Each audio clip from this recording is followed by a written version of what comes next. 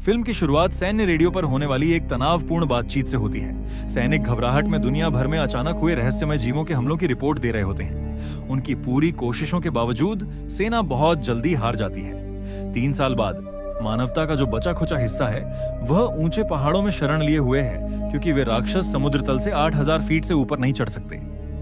Colorado Rockies में एक छोटे से शहर में कुछ बचे हुए लोग रहते हैं। उन्हीं में से एक है हंटर नाम का लड़का, जो नीचे सुरक्षित ऊंचाई की सीमा से नीचे जाकर दूर एक पहाड़ी पर बसे दूसरे समुदाय को दूरबीन से देखने जाता है। वापस लौटते समय उसे अपने पीछे लाल चमकती हुई रोशनी दिखती है। एक राक्षस उसकी गंध पकड़ चुका है।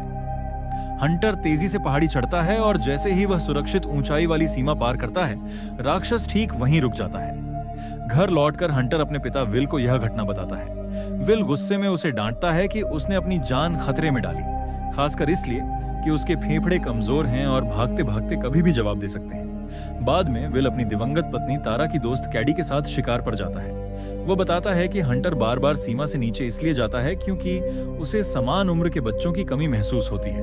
उसे किसी के साथ खेलने की चाह है। लेकिन विल यह भी बताता है कि हंटर वहां इसलिए जाता है क्योंकि वहीं उसने आखिरी बार अपनी मां को देखा था। एक हिरण का पीछा करने के बाद वे उसे मार लेते हैं और वापस लौटते समय अपनी पड़ोसी नीना को देखते हैं, जो कवच को भेदने वाली नई गोलियां बना रही होती है, जिन्हें वह एक राक्षस की लगभग अटूट स्केल पर टेस्ट कर रही है। महामारी पूर्व नीना एक प्रतिभाशाली वैज्ञानिक थी। अब उसका सपना है कोई तरीका ढूंढना जिससे इन राक्षसों को मारा जा सके। रात में विल को हंटर की मशीन से चेतावनी बीप सुनाई देती है। वह तुरंत फिल्टर बदल देता है ताकि हंटर सांस ले सके। हंटर समय से पहले पैदा हुआ था, उसके फेफड़े ठीक से विकसित नहीं हुए, जो किसी भी समय जवाब दे सकते हैं। फिल्टरों की कमी देखकर विल तय करता है कि वह नीचे के खतरनाक इलाके में जाकर बोल्डर शहर के अस्पताल से फिल्टर लाएगा। अगले दिन विल हंटर के साथ समय बिताता है। उसे आलू के पौधों को ठंड से बचाना और मछली पकड़ना सिखाता है।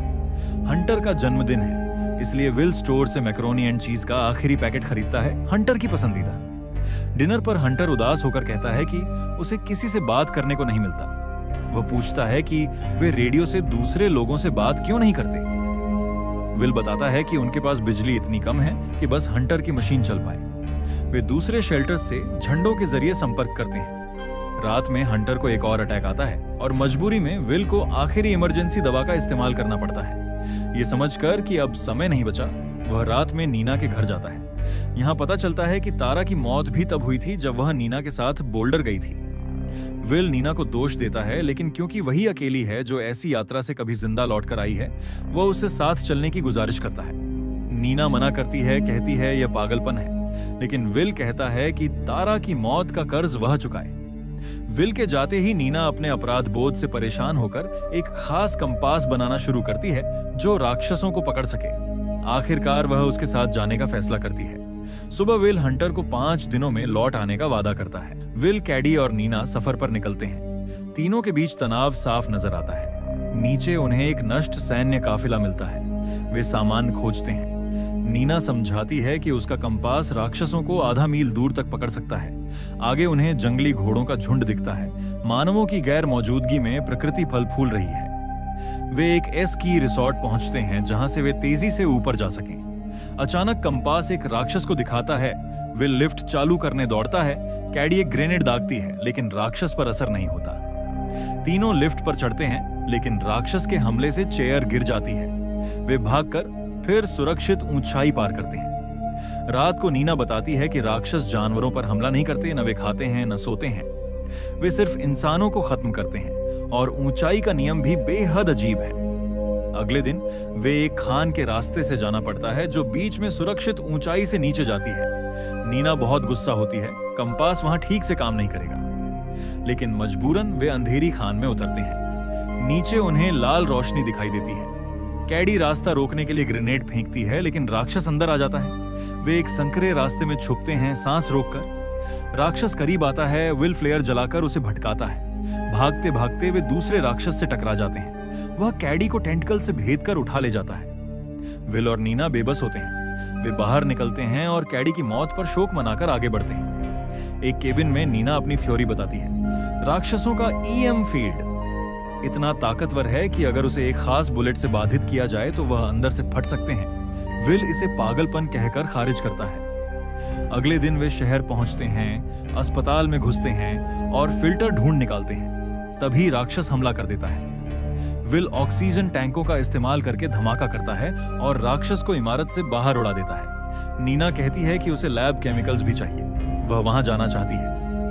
विल मजबूरी में उसके साथ जाता है। लैब में नीना विभिन्न कोटिंग्स के साथ बुलेट्स का प्रयोग करती है, सब फेल। विल उसके परिवार की फोटो देखता है, वह भी कभी मां थी। नीना स्वीकारती है कि उसने अपने परिवार को खो दिया जब वह काम पर गई थी। वह अपराध बोध से टूटी हुई है। वह विल से कहती है कि वह अकेली रहकर काम पूरा करेगी। विल मजबूर होकर पहाड़ों की तरफ निकल जाता है। नीना बैटरियों से कोबाल्ट निकालकर नई बुलेट बनाती है। जैसे ही राक्षस लैब में घुसता है, वह कोबाल्ट बुलेट दागती है।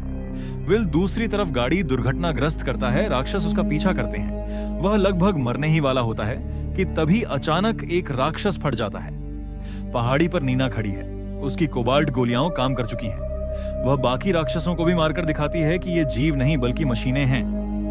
उनका अंदरूनी ढांचा रोबोट जैसा है। वे इंसानों को टारगेट करने और 8000 फीट से ऊपर न जाने के लिए प्रोग्राम्ड हैं। दोनों गांव लौटते हैं। हंटर अपने पिता को देखकर रो पड़ता है। नीना झंडे पर जॉली रोजर का निशान लगाती है, संकेत कि उन्होंने लड़ने का तरीका ढूंढ निकाला है। उम्मीद की खबर फैल जाती है। लोग अपने अपने कोबाल्ट कोटेड बुलेट बनाना शुरू कर देते हैं। विल और नीना कैडी की याद में उसकी नाम वाली बुलेट नदी किनारे वाले स्मारक पर रखते हैं और फिर एक नई स्क्वाड घाटी की ओर उतरती है। फटते हुए राक्षसों की चमक दूर दूर तक दिखाई देती है। मानवता अब पलटवार कर रही है। फिल्म यहीं खत्म होती है।